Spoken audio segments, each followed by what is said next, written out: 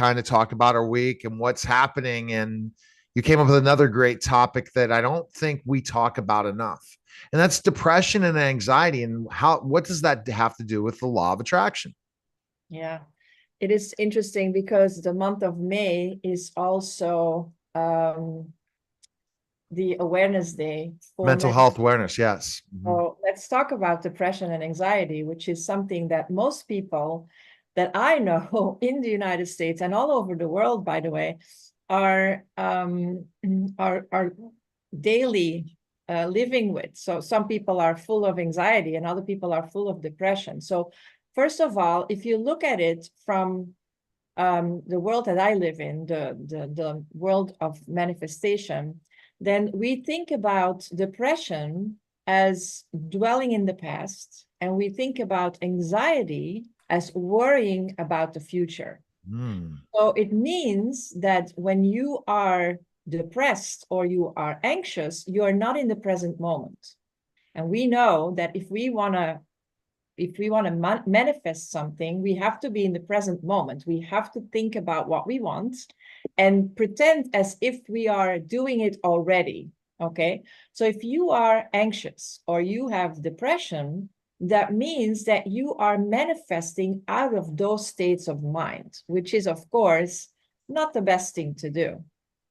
No, it's not. And so you just really spelled it out completely. Depression is the past. It could have happened 2 hours ago, but it's the past. Anxiety is the future. Yeah. What's the future going to withhold? Are people going to stay with me? Are clients going to stay with me? Are am I going to have enough bills to pay, even if it looks good and the outlook looks great? Well, there always could be something else, and you allow that your subconscious to go there. But that's a great way to define both depression and anxiety involving the law of attraction. Yeah. And it's like when the when I heard that statement the first time, I can't remember where and how. It was years ago, decades ago, but it opened up for me a whole new view on when I feel like feelings of depression. I can ask myself, what am I depressed about? What am I dwelling in? What is going on? What am I thinking? What is it in my past that is holding me back? Like, and most people know it, like you said something that you regret, or somebody did something to you yesterday or a month ago or 5 years ago or a lifetime ago, and you are still stuck in that feeling, and that gives you that feeling of depression. Or the other way around, you are thinking about something that is going to happen in 6 months or a year. It's not even there yet, but you're already worrying about it. You get up in the middle of the night, like, and you get like this anxious thoughts, and you're like, oh my God, like, and it's not even there yet. You have to realize Yeah. it's not in this moment. Whatever it was that was bothering you years ago, or whatever it is that is bothering you that still didn't come yet, it's not affecting you in this moment. Again, like, let's talk about awareness, which I always come back to every single time we talk. Awareness is key. Be aware of where you're sitting right now and just ask yourself, how is that affecting me in this moment? The past is how once you allow yourself to be depressed for only, let's say, 1 hour or maybe a day, or you allow yourself to be anxious and you don't realize you're being anxious again, how do you kind of refocus yourself and not feel upset with yourself because you allowed yourself to get that way? Yeah. I allowed myself to be depressed. I allowed myself to be anxious. I'm going to be live on this show and tell you that I'm a very positive person 98% of the time. But when I do get there, I really get there. And I Yeah. have to really reflect. But the difference of making me not have any mental health illness is that I'm able to bounce back very quickly. People who have depression and anxiety a lot of the time are not able to bounce back quickly. Yeah. And that's a skill I'm glad I have, that I focus on my work, or I focus on things that make me happy, and I'm back to a state of feeling good again. Yeah. And it's like, okay, what do I need to do? And then I'll allow you to go, but I'm just kind of giving this to my audience out there listening in TV land. how do I, what makes me happy? And then somehow it clicks back. Yes, there's things in the back of your mind. They'll always be back in your mind. But how can you get to back to this state right now in the present at 12:13 on May 16th and say, this is where I'm at. This is where I'm the happiest. How can Yeah, I stay in that state? But you feel like you failed.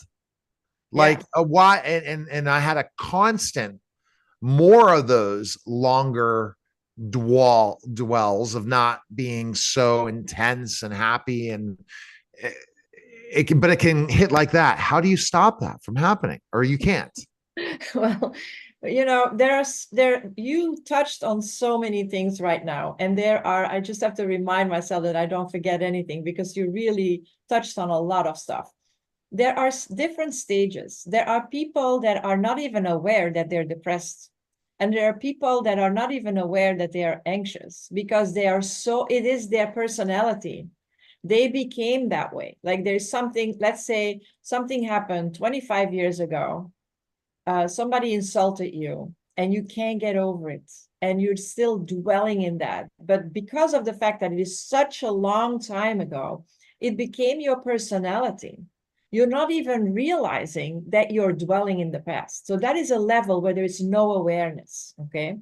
Then you come where you are, or even we stop a couple of like you make a big jump and you say, okay, I know I'm dwelling in the past. I know I am anxious about the future. I realize it, but I fall for it all the time. I keep thinking about something that happened to me yesterday. I keep worrying about something that is going to happen tomorrow.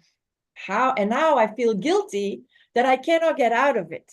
So you add like a layer on top of it. You're even going to give yourself hell for not being aware all the time. Okay, so that's a level there's a huge gap between not understanding and then understanding and then giving yourself hell for it, which of course is not a good thing to do. Mm-mm. So the only answer, and every time we come to the same thing, is you have to get back in your heart center.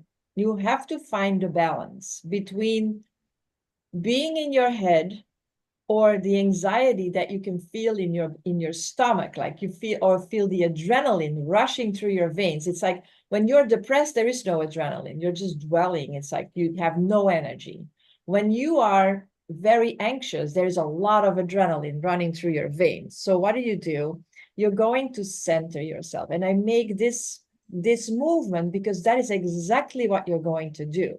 You're going to go from your head and you're going to put all your attention in your heart, because your heart, that's where you are in the present moment, and that's where you need to be. Mm. And a lot of times in my work day, which is not a work day because I'm an entrepreneur and I get to do what I want when I want, I am in the heart center all the time. Look at me telling my audience this, but it's really true. There's Yeah, not any like I'm dwelling on, oh my gosh, I'm going to have to do this. I'm going to have to do that. All of it's cool. exactly. But there are things, and I can't believe you brought up this topic because it just fits so much. So don't beat yourself up. How do you make sure that you don't allow that to come back? Like depression, I would say I don't really get depressed much, but anxious, yes, I do. And it's only certain times. And then the anxiousness with you're getting really anxious leads to a little depression. But we all deal with it. It's called, the blues, the different things, and in some sort of way. We can't be 24/7, but we have to make that shift quickly and get us back into our heart center. And then if you can't, you go through meditation, right? Exactly. You just stop everything and say, whoa, let me take this and the series, but it makes complete sense. Yeah, I think when you really feel it and it becomes uncomfortable, you have all these emotions rushing through your veins and you have all these feelings and you can't handle it. It's like you're jumping out of your skin, like you can't handle it anymore. Then the only thing to do is just go sit, close your eyes, go inside. There's nothing outside that can make it go away. Let me be very clear. There's nothing outside that can make this go away. It can go away temporarily. You can take pills, to calm yourself down. When you're depressed, they give you something that you get back to a little bit normal, but that's all coming from outside. You can go and binge watch your favorite series, or you can go and have a drink with friends, but all those things are very temporarily. What the only thing that works is going inside. That's going to work in a second. Like you go inside, you take 1 or 2 deep breaths in and out. Also, what I always tell my clients is when you breathe out longer, when you have anxiety and you breathe out longer than you breathe in, your body has to relax. There is no other way. That's physiology. You cannot have the same anxiety when let's say you breathe in 3 counts and you breathe out 6, you will calm down. And the more you do that, the easier it becomes. Like I can just sit here and just think about my heart, and it's Right. over, because I train myself to do it Right. like over and over and over again. And the same that your depression or your anxiety became your personality, the peace in your heart can become your personality too. Now, sadness. Is it okay to be sad with the law of attraction? Why would you want to be sad? It is a very low vibration. So low vibrations, they don't do good. We know that. We discussed So this. you hold it in even if you have to cry? Well, there is nothing wrong with being sad, but there is something wrong with dwelling in the sadness. Just allow that emotion to go, get it through, and then move on to the next Let thing. the emotion come. Don't suppress the emotion. Let the emotion come. Feel it.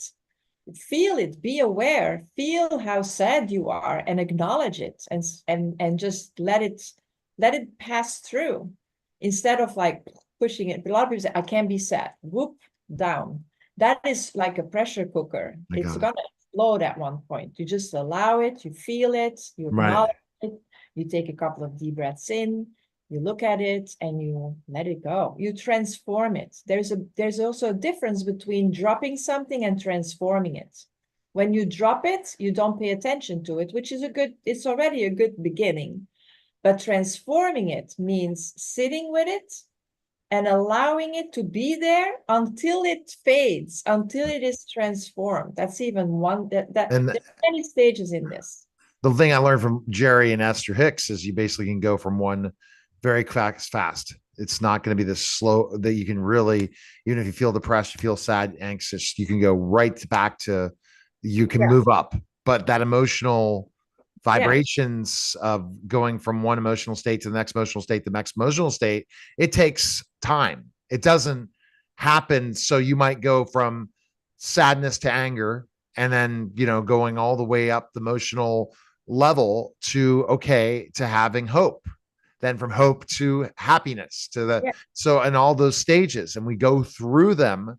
And we have to really identify that, and that's the hardest part. But I guess if people watching this show right now are anxious or depressed, they have to understand and identify why and do what. Yeah, and also I think specifically for people that are new to this concept, and they want to really understand again, and I usually don't say that often, it's so good to have a coach or a mentor or a facilitator or somebody who's going to help you guide you through it, because you cannot see the label when you're in the jar. You don't see necessarily in the beginning when you start doing this work of self-reflection, or going inside and really figuring out what's going on. For me, when I really am stuck with something, I call my coach and I say, can you guide me through this? And then when she does that, it's like this, it goes so fast. So it's always good to have somebody to help you to do this with, that you don't have to, and specifically in the beginning, when you start the process of really understanding how to do this. And when you're dealing with specific people that don't have that vibration, especially your clients, and you're going through that, and you end up taking over some of their mindset, you will just be like, whoa, hold on here. What am I doing? Because you feel there, we take other human beings and we feel their emotions and allow those emotions to come to us. We don't want that, especially if it's not the right vibration. No, but thank God that is something that you can also learn not to do. So there's no need for that. So, but that's for another time. That's another thing. We could talk about empathy on the next broadcast, 100%. because empathetic is the big new buzzword. You have to be very empathetic and have a huge amount of empathy for people. And that sometimes is not the law of attraction. So we will delve into that next time. So go to your YouTube channel, Rivka Markel, follow you on YouTube and check you out in different social media platforms. And I enjoyed the conversation today. Thanks again. Thank you. You're listening and watching